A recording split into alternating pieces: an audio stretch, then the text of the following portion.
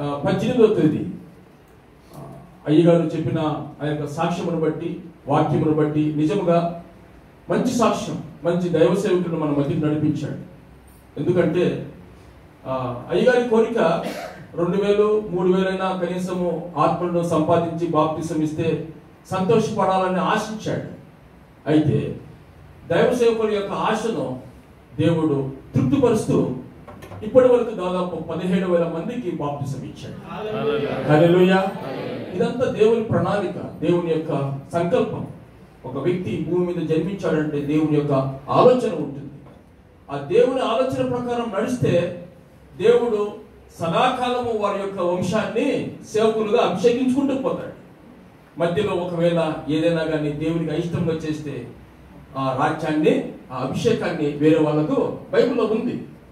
దైవ సేవకులు గర్భంలో ఉన్నప్పుడే అయ్యగారి యొక్క తండ్రి గారికి దేవుడు దర్శనమిచ్చాడు. ఆ పుట్టబోయే బిడ్డ సేవకుడిగా ప్రతిష్ఠించాలి. అదేవిధంగా అయ్యగారి యొక్క కుమారుని కూడా గర్భంలో ఉన్నప్పుడు అయ్యగారికి దేవుడు మాట్లాడుతూ నీ కుమారుని నాకు ప్రతిష్ఠ చేయమని అలా వంశం తర్వాత వంశం తర్వాత దేవుడు జ్ఞాపకం చేసుకుంటున్నాడు. నిజముగా గొప్ప దైవ సేవకులు దాదాపు 250 సంఘములు అయ్యగారి యొక్క ఆధీనంలో నడిపించబడుతూ ఉంటున్నాయి. మా కడపలో కూడా అయ్యగారు చాలాసార్లు పర్యటించి అక్కడ కూడా పరిచయం చేసి ఉంటున్నాడు. గతంలో చెప్పి ఉంటున్నాడు. చాలా సంతోషం. ఏదేమైనప్పటికీ అలాంటి బలమైన దేవుని సన్నిధిలో దేవునికి మహిమకరముగా వాడబడే దైవ సేవకులు ఇంత పరిచర్య వాడబడినప్పటికీ కూడా ఎక్కడే కానీ అయ్యగారు పబ్లిసిటీ కనపడదు. Is most important. అంటే దేవునికి రావాల్సిన మహిమ దేవునికే ఇస్తూ ఉంటున్నాడు. ప్రతి సంవత్సరము ఒక కాన్ఫరెన్స్ లో 2 లక్షల మంది అక్కడ కూడతారు. వారికి భోజన సదుపాయాలు అన్ని ఏర్పాటు చేసి ఎంతో అక్కడ దేవుడు వారి ద్వారా మహిమపరచబడుతూ ఉంటున్నాడు. ఇదంతా దేవునికి మహిమకరముగా మనము ఎందుకంటే మనం కూడా ఆ విధముగా బలపడటానికి ప్రయత్నం చేయాలని యొక్క ఉద్దేశం. అందుని బట్టి దేవునికి మహిమ. ఈ సమయంలో అలాంటి దైవ సేవకులు మన మధ్య ఉండటం మనకి ఎంతగానో ఆశీర్వాదకరం. అయ్యగారు యాక్చువల్లీ ఇక్కడ ఇది ఒక క్లాస్ రూము. మేము గతంలో మా యొక్క ఒమేరియా సంఘంలోనే దాదాపు 300 మంది పట్టే ఆ యొక్క సంఘం కొన్ని సమస్యల వల్ల ఆ దేవుడు అంటే ఆ ద్వారం మూయబడినప్పటికీ కూడా ఈ ద్వారం దేవుడు తెరిచాడు. ఏదేమైనప్పటికీ కూడా ఈ కొంత మీకు అనానుకూలత ఉన్నప్పటికీ కూడా ప్రభు ప్రేమలో జ్ఞాపకం చేసుకుని సంఘాన్ని ఆశ్రయించవలసిందిగా కోరుతూ ఉంటున్నాం. ఈ సమయంలో మన సంఘ కార్యవర్గ సభ్యులు, మన సంఘ కాపరి గారు అదే ముందుకు వచ్చినట్లయితే అయ్యగారికి పుష్పగుచ్చం ఇచ్చి మనము సంఘాన్ని మనం వాక్య సందేశం కొరకు మనము ఆహ్వానిస్తాం. దయచేసి సంఘ కార్యవర్గ సభ్యులు, సంఘ అడ్మినిస్ట్రేటర్ గారు కూడా త్వరగా వచ్చి అయ్యగారిని ఇది మనం ఆహ్వానిస్తాం.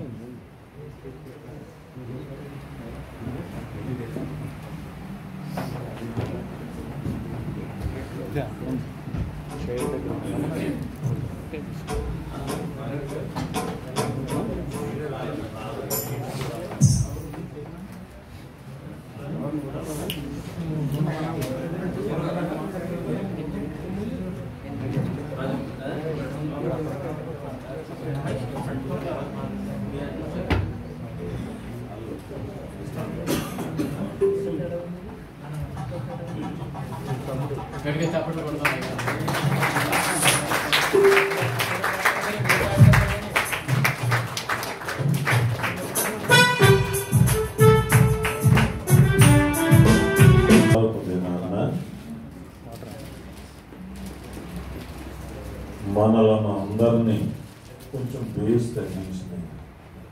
నేనే బేస్ వాయిస్ అని ఇంకా బేస్ ఇప్పేమనుకో ఇబ్బంది. ఈ శుక్రవారపు దినాన్న మనలను అందరినీ కొంచెం మార్చు. ఇక్కడ సమావేశపరిచిన సమకూర్చిన దేవ కలుగునుగాక. ఈ వారం ఈ బిల్డింగ్లోనికి మరలా నన్ను తోడుకొని వచ్చిన ప్రభువుకు ఘనత కలుగునుగాక. పేర్లు మారుతూ ఉంటాయి కానీ బిల్డింగ్ మారదు. ఇక్కడ మొన్న ఆల్రెడీ ఈ రూమ్కి మేము వచ్చాం. సోదరుడు థామస్ గారు వారు ఇక్కడ ఏదో సర్వీస్ జరుగుతున్నప్పుడు ఆ క్రింద భాగంలో మన ప్రసాద్ గారు వాళ్ళ సర్వీస్ ఏదో జరిగితే లాస్ట్ వీక్ ఇదే టయానికి అక్కడికి వచ్చాం. కైతానా మరి పేర్లు నాకు పెద్ద గుర్తులేవు, కానీ బిల్డింగ్ గుర్తుంది. మళ్ళా వస్తాం ఈ బిల్డింగ్కి. ఎందుకు? సంఘం అడ్రస్, సంఘం పేరు మారదు కానీ స్థానం మారుతూ ఉంటుంది అన్నమాట. మీకు ఇక్కడ స్థిరమైనటువంటి ఆరాధనా స్థలాలు లేనందువల్ల ఇలా జరుగుతూ ఉంటాయి. ఇప్పుడు ఇలా పిల్లలను పెట్టి 7 చోట్లకు తిప్పుద్దంట. ఆ 7 చోట్ల దానికి చక్కని మరి పరిస్థితులు తెలిసినట్టు మీరు ఇలా రావడం అలా వెళ్ళడం ఇదే ఒక సువార్త అన్నమాట. మీ ప్రాంతం నుండి ఓమేరియా, అదేనండి ఇప్పుడు సంఘం, ఓమేరియా సంఘం నుండి రెగ్గైకి రావడం ఇది ఒక సువార్త. ప్రియులారా, ఈ సువార్త కార్యక్రమాలకు నన్ను ఆహ్వానించిన, వాక్య పరిచర్యకు ఆహ్వానించిన అపోస్తులు లివింగ్స్టన్ అయ్య గారికి కూడా నా వందన మరణాతలు తెలియజేస్తూ ఉన్నా. ఇండియా నుంచి కువైట్కి రావడం ఒక ఎత్తు అయితే, కువైట్లో ఉన్న మీ సంఘాల మధ్యకి రావడం ఒక ఎత్తు. మరి ఇలా మీ దగ్గరకు ప్రతి దినం ఎయిర్పోర్ట్లో నేను దిగింది మొదలు ఇంతవరకు నన్ను ప్రతి స్థలానికి తోడుకొని వెళుచున్నటువంటి దేవుని దాసులు, మిత్రులు రెవరెండ్ నగేష్ గారికి, రెవరెండ్ సునీల్ గారికి, రెవరెండ్ రాజేష్ గారికి నా వందన వర్ణాదులు. ఇక్కడ స్థానిక పాస్టర్ గారు శామ్యుల్ గారికి, ప్రవీణ్ గారికి, కుమార్ గారు, మధుప్రసాద్ గారికి, కుమార్ గారికి కూడా నా వందన మరణాతలు. అందరికీ మరణాత. ఇంకెవరన్నా లీడర్షిప్ ఉన్న నాయకులందరికీ గాడ్ బ్లెస్ యూ. ప్రియులారా, ఇలా చెప్పుకుంటా వెళితే మన వెనకాల టైం కూడా వచ్చేస్తాడు. అంచేత మనకున్న సమయంలో మన కార్యక్రమాన్ని మనం జరిగించుకుందాం. మీరు రోజు బైబిల్ చదువుతారా? నిజం చెప్పండి. చదవుతున్నట్టు నాకు అనిపించడం లేదు. అంత ఖాళీ ఉందా అమ్మా? చదవగలిగే అంత ఖాళీ ఉందా బామ్మ వాళ్ళని అడుగుతాను. ఆడవాళ్ళు కొంతమంది ఏమో అంటున్నారు, మీలో కొంతమంది రోజు రెగ్యులర్గా బైబిల్ చదవడానికి అవకాశం ఉంటుంది అంటారా? నేనేమన్నాం, తెలుసుకుంటున్నాను అంతే. బాగా చదవాలి, బైబిల్ గ్రంథం బాగా చదవాలి. ఎందుకు అంటే దేవుని విషయాలు మనకు బాగా తెలియాలి అంటే దైవ గ్రంథాన్ని మనం చదువుకోవాలి. ఈ దినాన్న ఒక వాక్య సందేశాన్ని విందాం. ఆ వాక్య సందేశం ఏమిటంటే బాధలు, అధిక బాధలు. ఏం పేరు? బాధలు. ఇదొకటి. రెండోది అధిక బాధలు. వాక్యం చదువుకుని ప్రార్థన చేసుకుని వివరంలోనికి వెళదాం. 132 కీర్తన మొదటి వచనము మారు చదువుతారా ఎవరైనా? యెహోవా దావీదునకు కలిగిన బాధలన్నిటినీ అతని పక్షమున జ్ఞాపకము చేసుకొనుము. అమ్మా, మీరు చదివేరు, ఇంకా చాలా మంది తీయలేదు. మరి వాళ్ళకి ఇంకా వెతుకుతూ ఉంటారుగా, వాళ్ళు ఒకసారి చదవండి.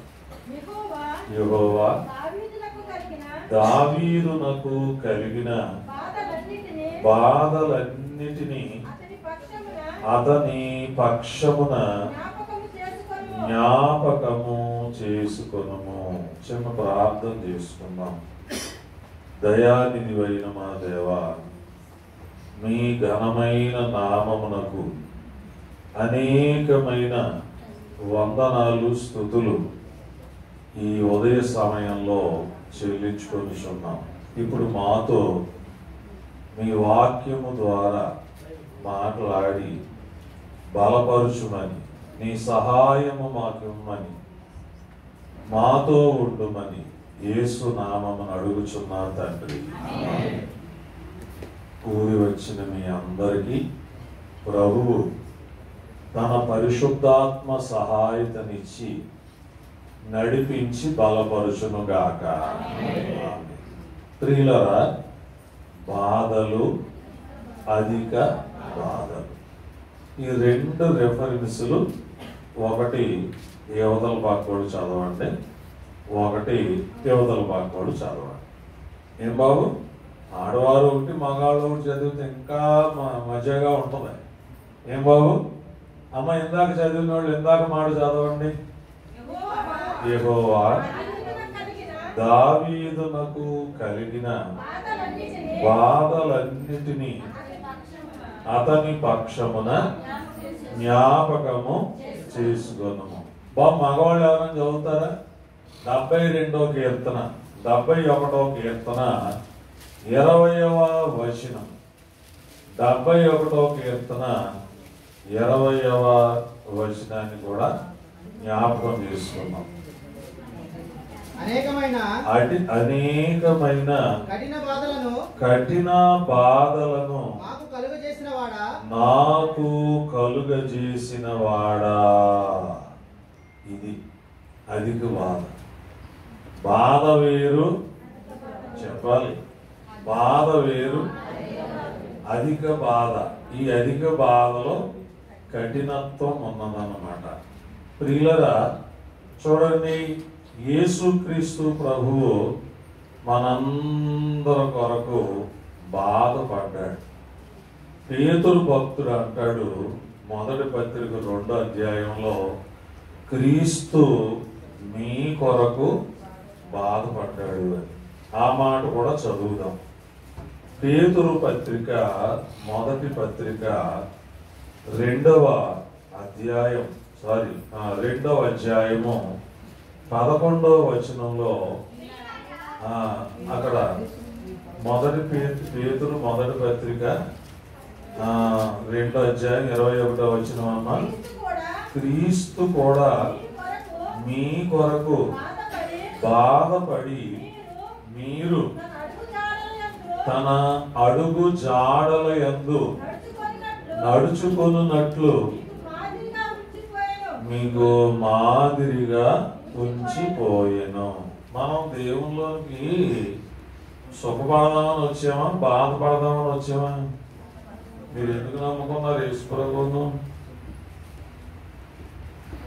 ఏంటండి, మీరు యేసు ప్రభువుని ఎందుకు నమ్ముకున్నారు? సుఖంగా ఉండాలన్నా, బాధలు పడాలన్నా? మీరు మాట్లాడేదాన్ని బట్టి నేను చెప్తాను. బాధపడాలనుకుంటే ఇక్కడ దాకా ఇందాక రావక్కల. మనందరం సుఖం అనుభవించాలి, క్షేమంగా ఉండాలి అని ప్రభు దగ్గరికి వచ్చాం. కానీ బాధలు కలిగించేవాడు ఎవరు అంటే సాతానుడు. యెహోవా అందరికీ ఉపకారి, కొందరికి కాదు, దేవుడు అందరికీ ఉపకారి. సాతానుడు ఏం చేస్తాడంటే బాధలు పుట్టించి దేవుని మీద అపార్థ భావం కలిగేలా చేస్తూ ఉంటాడు. ప్రియులరా, చూడండి, బాధలు ఎందుకు దేవుడు విశ్వాసులమైన మనకు పంపుతూ ఉంటాడు? బాధలు ఎందుకు మనకు కలుగుతూ ఉంటాయి అంటే, మనం లోకంలో ఉన్నాం, లోకంలో యేసు ప్రభువును వెంబడిస్తున్నాం. యేసు ప్రభు అని ఏమన్నారు? లోకములో మీకు శ్రమ కలుగును. లోకంలో ఏముందట? యోహాను సువార్త వాక్య భాగాన్ని మీరు జ్ఞాపకం చేసుకున్నప్పుడు ప్రభువు చాలా చాలా స్పష్టంగా చెప్పారు. 16వ అధ్యాయం చివరి వచనంలో చూడండి, లోకములో మీకు శ్రమ కలుగును, అయినను ధైర్యము తెచ్చుకొనుడి, నేను లోకమును జయించి ఉన్నాను. లోకం ఏం చేస్తుందంటే పరలోకానికి సిద్ధపడే వారిని, పరలోకానికి వెళ్ళే వారందరినీ కూడా వెళ్లకుండా చెయ్యాలని రకరకాల బాధలు, రకరకాల సమస్యలు లోకం కలుగు చేస్తూ ఉంటది.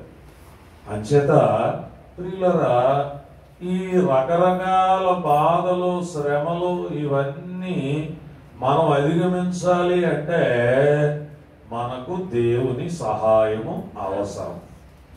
అంచేత దేవుని సహాయము కోరుకుంటూ ఉన్నటువంటి మనం ప్రియులరా గుర్తించాల్సినటువంటి గొప్ప విషయం ఏమిటంటే, ప్రియులరా ఈ బాధ రాగానే మనం చేసేటువంటి పని ఏంటంటే దేవుని తట్టు చూడడం, దేవుని వైపు చూడడం. దేవుని వైపు ఇలా చూడడం వల్ల ఏమవుతుందట గమనించాలి.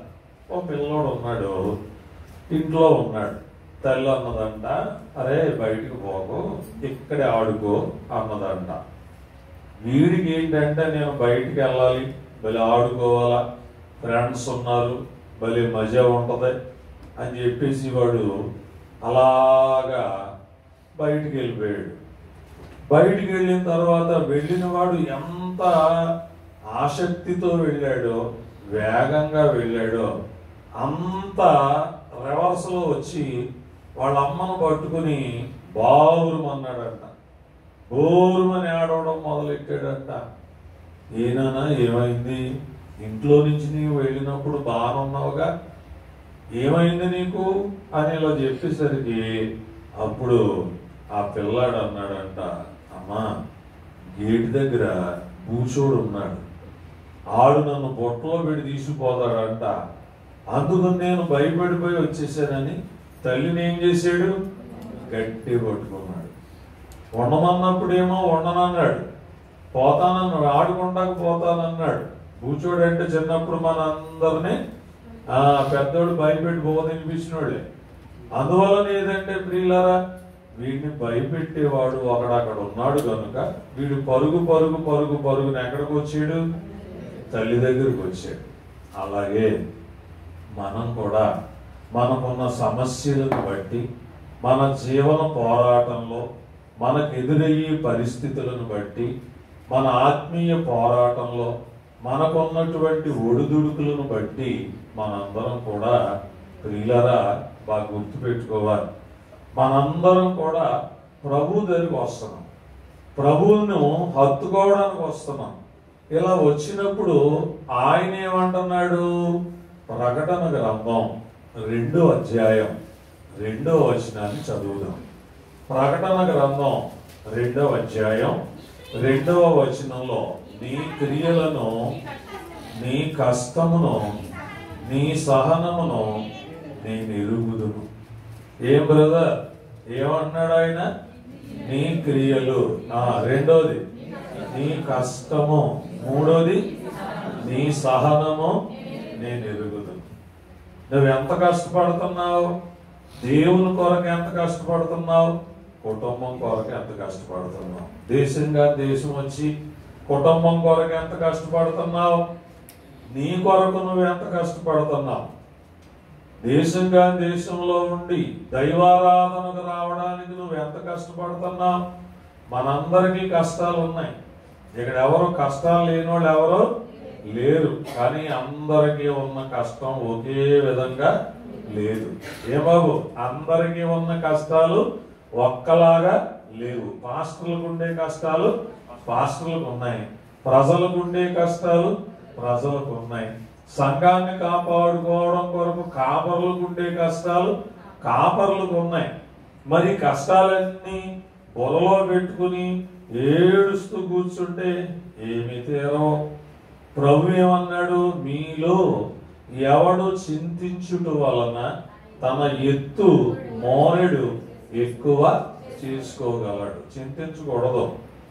సమస్యలు వస్తాయి, చింతించకూడదు. కష్టాలు వస్తాయి, చింతించకూడదు.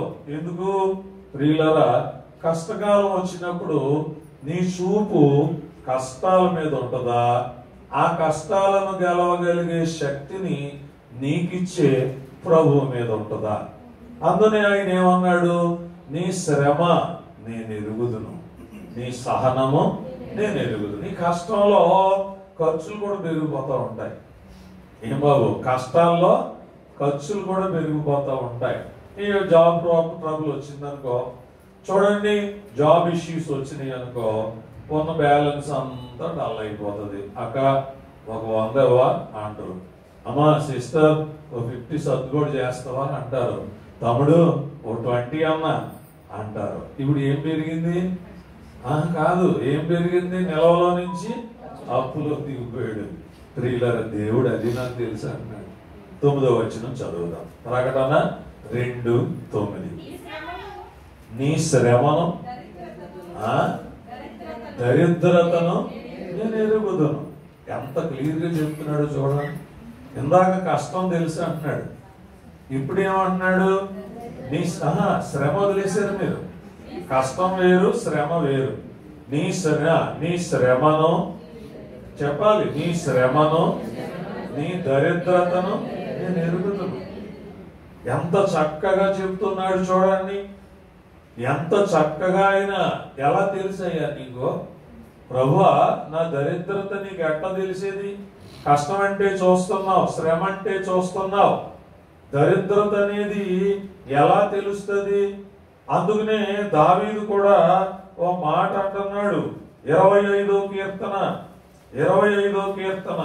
18వ వచనంలో, నా బాధను నా వేదనను కనుగొను.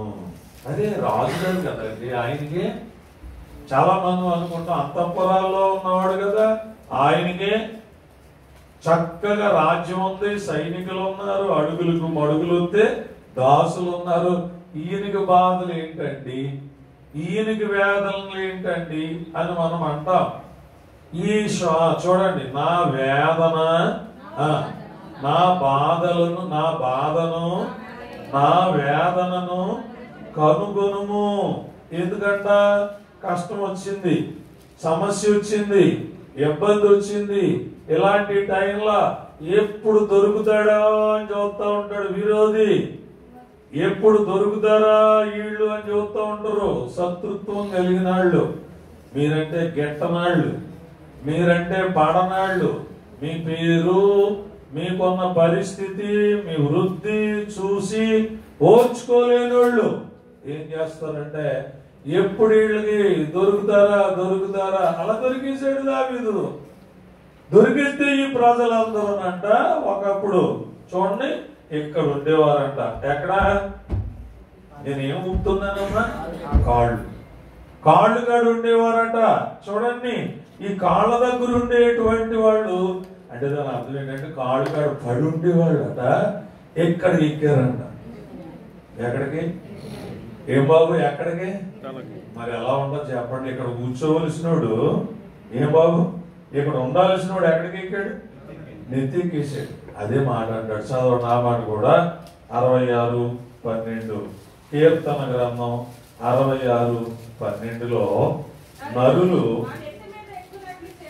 మా నెత్తి మీదకి ఎక్కునట్లు చేసింది. ఓరు బాబోయ్, అసలే బాధ అంటే చూడండి, అసలే వేదన అంటే వీళ్ళందరూ ఎక్కడికి పోయారంటే ఎక్కడికి ఎక్కారంట?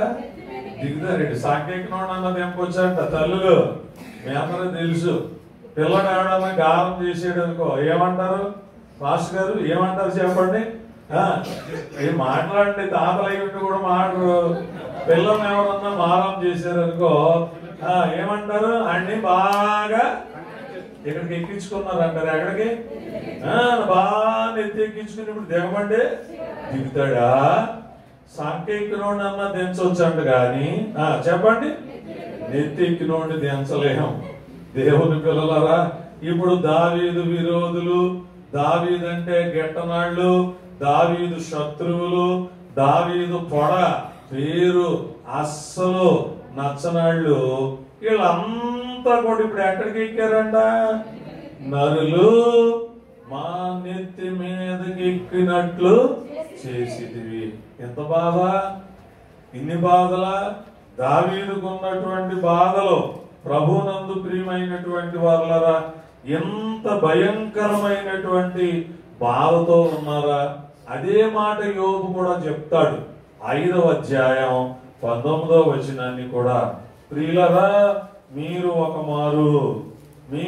మారు అమ్మా 6 బాధల నుండి ఆయన నిన్ను అమ్మా విడిపించును, 7 బాధలు కలిగినను నీకే కీడు తాగలవు. ఇంకేంటి మరి? ఎన్ని రకాల బాధలు అండి బాబు? 6 బాధలు ఉన్నాయి. నువ్వు ఒక బాధకే కృంగిపోతున్నావు. ఇందాక నేను వచ్చేటప్పుడు ఎవరో మరి మా పాస్టర్ గారు మన సోదరులు సూలిపోవలదు అని పాట పాడుతున్నారు. చూడండి, మరి గమనించండి అమ్మా, మనం ఒక బాధకి 2 బాధలకి 2 కష్టాలకి 2 శ్రమలకు బాధపడతా ఉంటే యోబు గారు ఏమంటాడు? Brother, don't worry about your problems, don't worry about your troubles.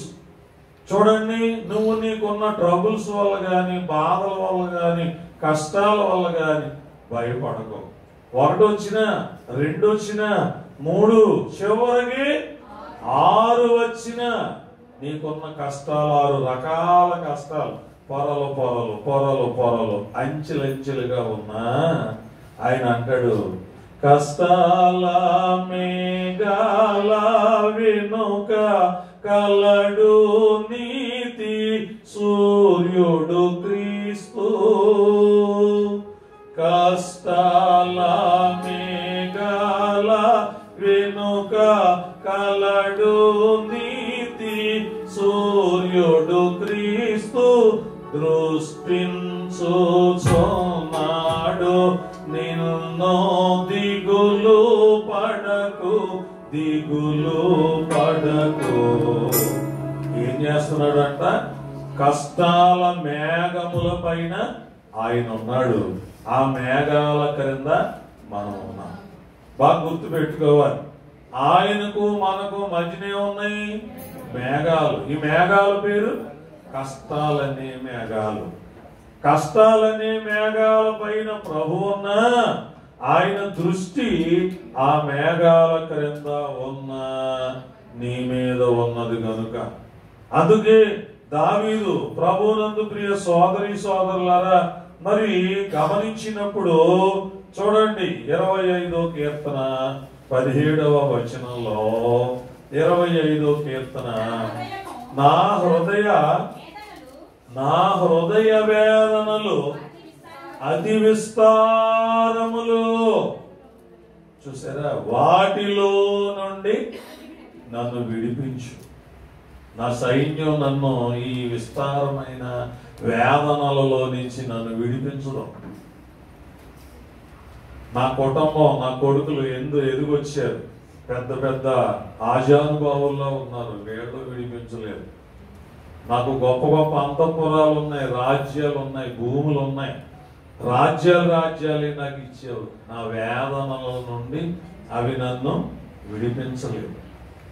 అలాగే నాకున్న ధనము, నాకున్న సంపద, ఇదేది కూడా నన్ను నా హృదయ వేదనల నుంచి నన్ను తప్పించలేదు కనుక అంచేత ప్రభువా, ఇదిగో ఈ వేదనలు తగ్గాలంటే, ఈ బాధలు తొలగాలంటే, ఇంకా మాట, హృదయములో వేదనలు పెరిగితే, హృదయంలో వేదనలు విస్తారం పెరిగిపోతే ఇప్పుడు ఆయన అంతరంగం ఎలా ఉందంట?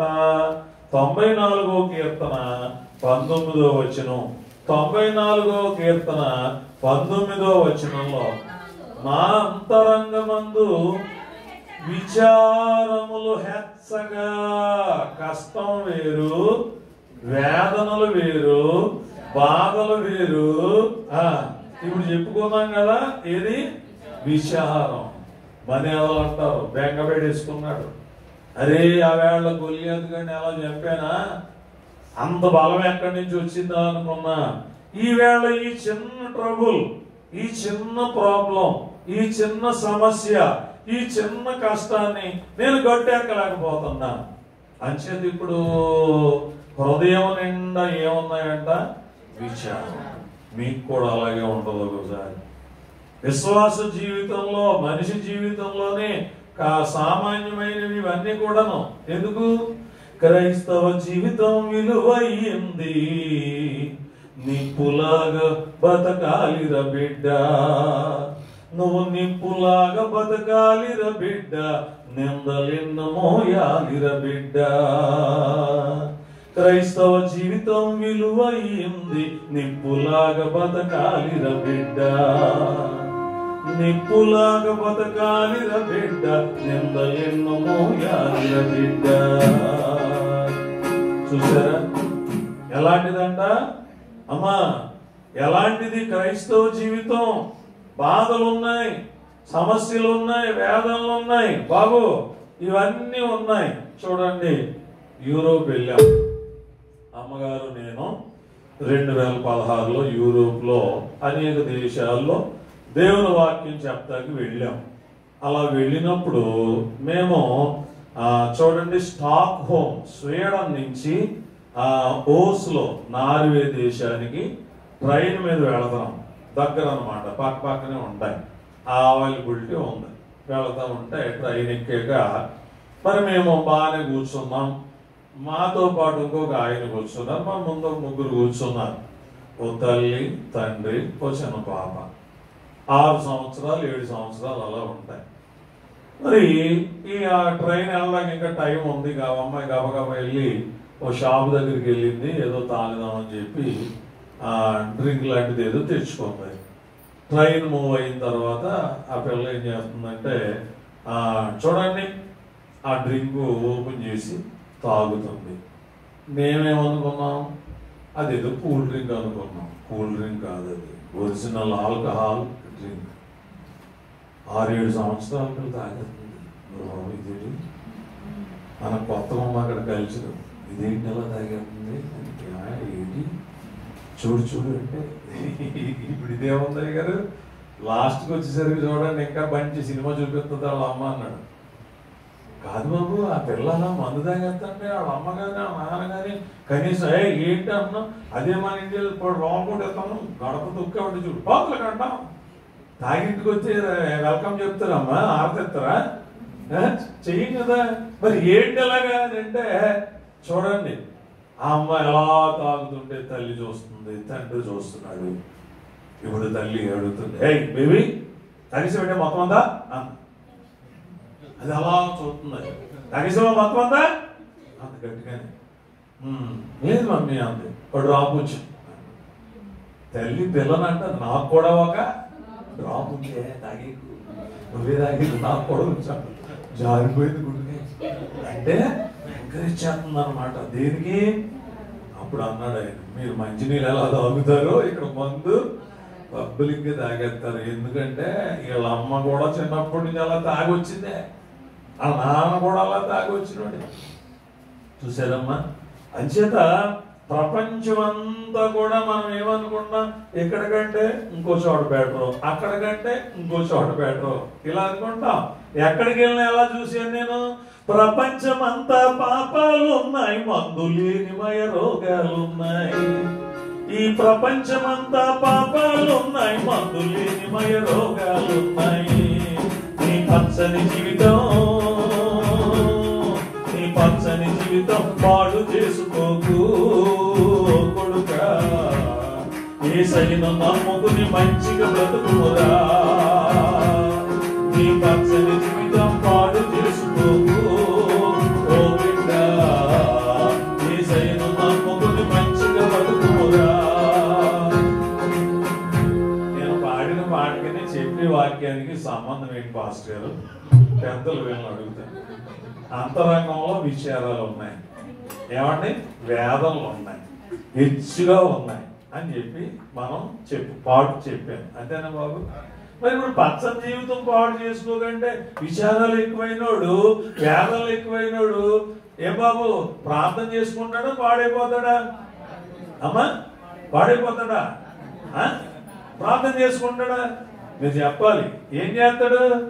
సహజంగా పాడైపోతాడు. ఎందుకమ్మా బాటలే అదే రా ఓ సిట్టింగ్ అంటాడు. లాక్ జీవితంలో ఉన్నప్పుడు చాలా మంది అలా చేసినోడే.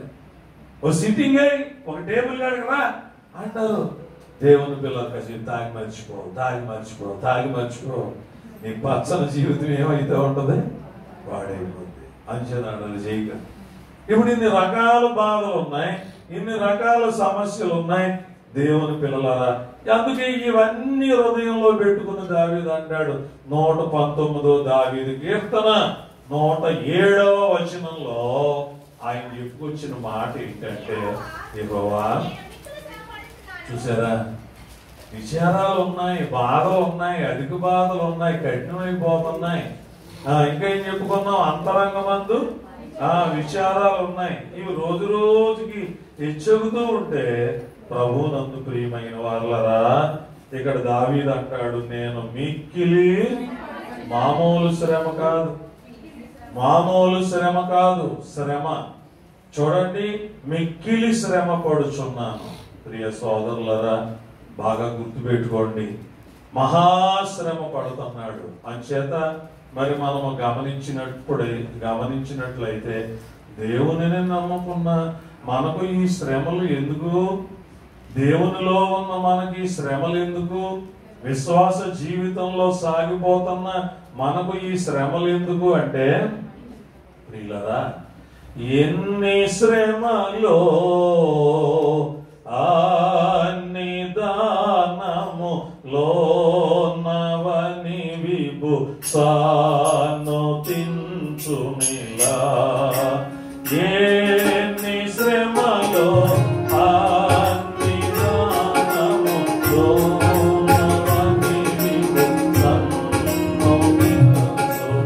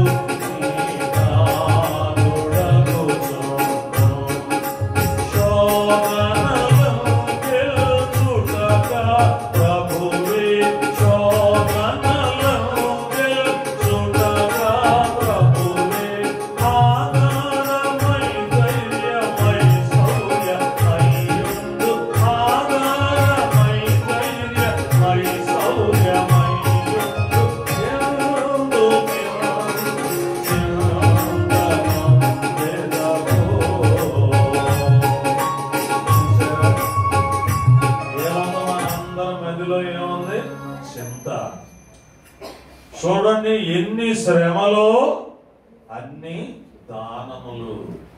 నువ్వు శ్రమ ఎలా జయిస్తావో దేవునికి తెలియాలి. ఆయన మీద ఆధారపడ్డావు కదా, ఎప్పుడు సుఖమైతే అలాగా. ఒక్కొక్క శ్రమను నువ్వు ఎలా జయిస్తావో ప్రతి శ్రమకు ఒక బహుమానం ఇస్తాడు. ప్రతి కష్టానికి ఒక బహుమానం ఇస్తాడు. ప్రతి శోధనకు ఒక బహుమానం ఇస్తాడు. ప్రతి ఇబ్బందికి ఒక బహుమానం ఇస్తాడు. ఈవేళ నువ్వు కష్టం అనుభవిస్తున్నావమ్మా, ఈ కష్టాన్ని నీవు దేవుని సహాయం వల్ల జయించావనుకో, ఆయన నీకు ఒక బహుమానం ఇస్తాడు. అదే ఆయన మనకిచ్చే దానం. ఎన్ని శ్రమలో అన్ని దానములు. అంచేత ప్రియులరా, మరి మనము గమనించినప్పుడు, మనము జ్ఞాపకం చేసుకున్నప్పుడు, ఇప్పుడు దేవుడు దావీదుతో ఓ చక్కని మాట కీర్తనల గ్రంథంలో ఆయన చెప్పుకొచ్చినటువంటి ఓ మాధుర్యమైనటువంటి మాట మనం జ్ఞాపకం చేసుకుంటే, ప్రియులరా, దేవుడు దావీదుతో అంటాడు ఏమని? 27వ కీర్తన 8వ వచనంలో దేవుడు అంటాడు, ఇన్ని బాధలలో ఉన్న దావీదు, ఇన్ని రకాల కష్టాలలో ఉన్న దావీదు, ఇన్ని రకాల సమస్యలతో నలిగిపోతున్న దావీదు ఏమంటాడు? నా సన్నిధిని వెతకుడని నీవు సెలవీయగా.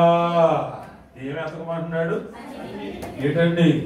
KGFకి వెళ్ళి అక్కడ గోల్డ్ మైన్స్ ఉన్నాయి, తవ్వుకుని అమ్ముకో అంటలేదు. అదే పలానా చోటుకి వెళ్ళు, రాగి గనులు ఉన్నాయి, 100 మంది మనుషులను పంపించి తవ్వుకో అని అనడం లేదు. ఎక్కడికి వెళ్ళమంటున్నాడు? నా సన్నిధిని వెతకు. దేవుని స్తోత్రం. మీరు సరి చెప్తున్నట్లేదు. ఇది ఫస్ట్ మీటింగ్. ఈ ఫస్ట్ మీటింగ్ లో మీరు డెవలప్మెంట్ ఇంకా 3 మీటింగ్కి వెళ్ళాలి నేను. చూడండి, మరి అంచేత ప్రియులరా ఏమి వెతకమంటున్నాడు? నా సన్నిధిని వెతకుడి, నా సన్నిధిని వెతుకుడి అని దేవుడు దావీదుకి చెబితే, దావీదు వెంటనే రిప్లై ఇస్తున్నాడు, యెహోవా నీ సన్నిధిని వెతకెదనని నా హృదయము నీతో అనెను. దేవుని స్తోత్రం. ఎక్కడికి వెళ్తానంటున్నాడు? ఎక్కడికి వెళ్తానంటున్నాడు? ప్రేమిస్తా నిన్నే నా యేసయ్యా, పరవశిస్తూ ఉంటా నీ సన్నిధిలో నేనయ్యా. ఎక్కడంట? ఆయన సన్నిధిలో. ఎందుకంత ఆరాటము? ప్రియులరా, 16వ కీర్తన 11వ వచనం 16, నీ సన్నిధిని సంపూర్ణ సంతోషము కలదు, నీ కుడి చేతిలో. దావీదుకి ఏమున్నాయి? బాధలు, అధికమైన కష్టాలు ఉన్నాయి. దేవుని సన్నిధిలో ఏమున్నాయి? సంపూర్ణ సంతోషం ఉంది, నిత్య సుఖములు ఉన్నవి. అంచేత ప్రియులరా, మనం గమనించినట్లయితే నిత్య సుఖాలు ఉన్నాయి. ఈ సన్నిధిని విడిచి తిరిగాడు కాబట్టి అన్ని దూరం అయిపోయింది. వింటున్నారా? ఈ సన్నిధిని విడిచి తిరిగాడు కాబట్టి బాధలు వచ్చినాయి, అధిక బాధలు వచ్చినాయి, విచారాలు వచ్చినాయి, అంతరంగంలో రకరకాల అవస్థలు వచ్చినాయి, అపార్థాలు వచ్చినాయి. చివరికి దేవుని దగ్గరికి పోయి అడిగితే దేవుడు ఏమన్నాడు? అన్ని బాగానే చేసావు కన్నా సన్నిధి ఒకటి మర్చావు. నువ్వు అన్ని బాగానే ఉన్నావు, పిల్లలు బాగానే ఉన్నారు, అంతఃపురాలు బాగున్నాయి, నీ రాబడి బాగుంది, నీ సమృద్ధి బాగుంది, నీ కొడుకులు బాగున్నారు, నీ భార్యలు బాగున్నారు, నీ పంటలు బాగున్నాయి, అన్ని బాగున్నాయి. కానీ నువ్వు ఆత్మీయంగా నువ్వు నా సన్నిధిని వెతకనందువల్ల నువ్వు మిక్కిలి శ్రమ పడుతున్నావు. నువ్వు సన్నిధికి రాకుండా నాకు శ్రమ ఉంది, ఈవేళ సమ్ అదర్ బెనిఫిట్స్ ఉన్నాయి, ఈవేళ నాకు అడిషనల్ బెనిఫిట్స్ ఉన్నాయి. ఈవేళ నువ్వు కనబడాల్సింది ఎక్కడా? ఆయన సన్నిధిలో నీవు కనబడాలి. అందుకు ఆయన ఏమంటాడు? బాధల్లో ఉన్న సోదరుడు సోదరి, ఆయన చెప్పే మాట ఏది? నీ ముఖము నాకు కనబడనిమ్ము. వారమంతా నీ పనిలో నువ్వు ఉన్నావు, వారమంతా నీ డ్యూటీలో నీవు ఉన్నావు, వారమంతా నీ ఎంగేజ్మెంట్స్ అన్ని నీకు ఉన్నాయి. ఆ వారాంతా నువ్వు రావాల్సింది ఎక్కడికంటే ప్రభు అంటాడు, నీ ముఖము నాకు కనబడనిమ్ము, నీ స్వరము నాకు వినబడనిమ్ము. వారాంతాన్న ఆరాధన దినాన్న నీ ప్రజెన్స్ ఇక్కడ ఉండాలి, నీ స్వరం ఇక్కడ ఉండాలి, నీ ప్రార్థన స్వరం ఉండాలి. స్వరం అన్నానని వచ్చిన వాళ్ళందరినీ తిట్టమని కాదు ఇక్కడ. నీ స్వరము అనగా ప్రార్థన స్వరం. నీ గొంతు ఇక్కడ వినబడాలి, సంఘంలో వినబడాలి, సంఘంతో కలిసి మొర్ర పెట్టాలి. ఇండివిజువల్ గా నేను ఇంటికాడ చేస్తున్నా, ఇండివిజువల్ నేను ఒంటరిగా ఉండి నేను నా స్థలంలో ఉండి చేస్తున్నా, కుదరదు. పేతురు సంఘం అలా చేయలేదు. మా గదిలో మేము, మీ గదిలో మీరు, మా ఇంట్లో మేము, మీ ఇంట్లో మీరు చేయండి అలా. వీళ్ళందరూ మేడగదికి వెళ్ళిపోయారు. ఆ మేడగదిలో ఒకరు ఒకరు ఒకరు ఒకరు ఒకరు ఒకరు చూడండి, మనం జ్ఞాపకం చేసుకుందాం. బియ్యాలు కొండయి ఓ మూట వేసాం, దాన్ని మూట అంటాం, 10 మూటలు వేసాం. ఇలా కొన్ని మూటలు వేసి దాన్ని విడిచిపెట్టామనుకో, అవన్నీ ఓపెన్ చేసామనుకో, దాన్ని ఏమంటాం? రాశి. రాశి అంటే అన్కౌంటబుల్ అన్నమాట, లెక్క పెట్టలేనన్ని అందులో ఉంటాయి. ఇప్పుడు ఇక్కడ మీరు వారం వారం వచ్చి మీ సంఘం తరపున మీ ప్రార్థనలను రాసులుగా చేయిపోయాలన్నమాట. ఏం పోయాలి? మీ ప్రార్థనలను వారం వారం ఇక్కడికి పోసినప్పుడు దేవుడు మాట నీ ముఖం ఎక్కడ కనబడాలి. ఈ వీడియోలో కనబడకపోయినా ప్రాబ్లం లేదు, ఈ వీడియోలో మీ ముఖం కనబడకపోయినా పర్లా బాబు, వారానికి ఒకసారి ఇంటికి ఆ వీడియో కాల్ చేయకపోయినా ప్రాబ్లం లేదు. కానీ మీ ముఖము సన్నిధిలో కనబడాలి. ఎందుకు? నీ సుఖం ఇక్కడ రాసి పెట్టాడు దేవుడు, నీ సుఖం ఇక్కడ రాసి పెట్టాడు. ఆయన సన్నిధిని నిత్యము సుఖములు కలవు. నిత్య సుఖం కాసేపు పోయేది కాదు, కాసేపు అయిపోయేది కాదు, ఏదో 1 hour అలా కనిపించి మాయమైపోయేది కాదు. నిత్యము సుఖం ఉంది. ఇంకో మాట ఏమన్నాడు? నీ స్వరము వినబడని, నీ ముఖము కనబడాలి, నీ స్వరము వినబడాలి. అలా వినబడినప్పుడు దావీదు అంటాడయ్యా, ఎంత ఆహ్లాదంగా ఉంది నీదు సన్నిధిలో ఇకనుండా, ఎంత తుష్టి నాకాగు స్నేహితునిగా మాటలాడేదా సర్వశక్త ప్రభుతో నన్ను చేర్చు చేర్చు చేర్చు రక్షక నీవు పడ్డ సిల్వాకు నన్ను చేర్చు చేర్చు రక్షక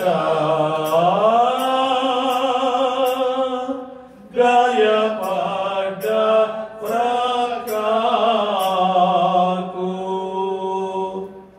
ఆయన సన్నిధిలోకి వస్తే, పిల్లాడు వస్తే పక్కకి ఎలా చేర్చుకుంటాం, అలా మనల్ని ఆయన చేర్చుకుని ప్రియులరా మన బాధలు, మన కష్టాలు, చిక్కులు అన్ని తొలగిపోతాయి.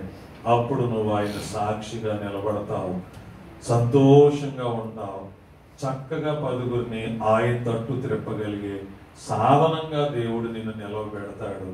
అట్టి భాగ్యము ఈ ఓమేరియా సంఘ సభ్యులుగా ఈ టీసీసీలో సాగుతున్న మీ అందరికీ, మీ కుటుంబాలకు, ఇక్కడున్న మీకు, మీరు ఎక్కడి నుండి అయితే వచ్చినారో అక్కడుండి మీ కుటుంబాలకు ఇక్కడ జరిగే ఆరాధనల ద్వారా అది ఎట్లా కుదురుద్దండి అంటాం. నేను ఇలా చేయి చాపాను, ఎంత మటుకు వచ్చింది, దేవుని చేయి అట్లాంటిది కాదు. రక్షింపనేరక ఉండునట్లు ఆయన హస్తము కోరచు కాదు. అంచేత ఆ హస్తాన్ని చాపి మిమ్మల్ని ఒక్కొక్కరిని బలపరచి ఆయన రాకకు సిద్ధపరచును గాక. దయగల ప్రభు మీకు వందనాలు. వినిన వాక్యము మీరంతరంగాల్లో ఫలింప చేయమని యేసు నామమందు అడుగుచున్నాము తండ్రి.